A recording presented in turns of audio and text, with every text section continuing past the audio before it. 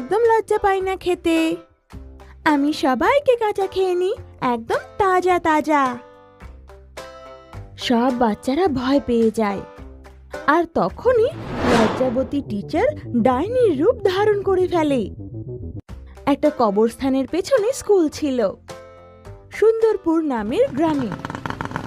সেখানে মিনি আর ওর যমজ ভাই মুনু থাকতো, যারা খুবই বুদ্ধিমান বাচ্চা ছিল আর সদ্য মুম্বাই থেকে এসেছিল। মিনি আর মুনু কবরস্থানের পেছনের সেই স্কুলে একসাথে ভর্তি হয়ে যায়। স্কুল ভীষণ সুন্দর ছিল,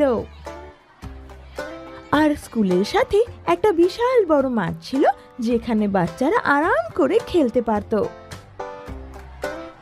মিনি, মনু, স্কুল ব্যাগ তৈরি হয়ে গেছে যাওয়ার জন্য? হ্যাঁ মা, ব্যাগ তো প্যাক হয়ে গেছে।